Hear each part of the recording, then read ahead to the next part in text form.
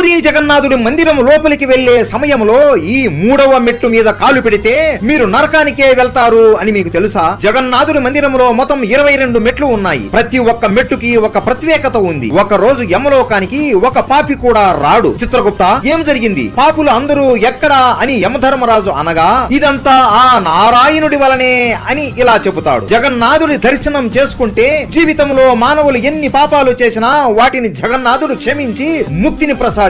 దీని వల్ల ప్రజలందరూ ఎన్నో పాపాలు చేసి ముక్తి కోసం జగన్నాథుడి దర్శనం చేసుకుని ముక్తిని పొందుతున్నారు అని చెబుతాడు. అది విని యమధర్మరాజుకి కోపం వచ్చి జగన్నాథుడి దగ్గరికి వచ్చి, ఈ జనాలు వారి జీవితంలో ఎక్కువగా పాపాలు చేసేసి బుద్ధిమంతుల్లా అమాయకులులాగా చివరికి మీ దర్శనం చేసుకుని నరకానికి రావలసిన వాళ్ళు స్వర్గానికి వెళుతున్నారు. దీని వల్ల నరకానికి ఒక పాపి కూడా రావడం లేదు. దీనికి మీరే ఉపాయం చెప్పండి స్వామి అని అడుగుతాడు. మీరు చెప్పేది కూడా నిజమే అని జగన్నాథుడు ఆలోచించి ఇలా చెబుతాడు. నన్ను దర్శించుకోవడానికి ఈ గుడి మెట్లు అన్ని ఎక్కి వస్తారు కదా, మీరు మందిరం ముఖద్వారం ముందు ఉన్న 3వ మెట్టులో ఉండండి. ఇది ఎంశిల అని పిలువబడుతుంది. ఎవరు అయితే నా దర్శనానికి వచ్చి దర్శనం చేసుకుని వాళ్ళ పాపాలు అన్ని పోగొట్టుకుని మళ్లీ వెనక్కు వెళ్లే ముందు ఈ మెట్టు మీద కాలు పెట్టగానే వాళ్ళు చేసిన పాపాలు మళ్లీ వెనక్కు వస్తాయి. అప్పుడు వాళ్ళను మీరు నరకానికి తీసుకుని వెళ్ళవచ్చు అని సమాధానం ఇస్తాడు. సరే అని యముడు నవ్వుతూ వెళ్లిపోతాడు. కానీ జగన్నాథుడు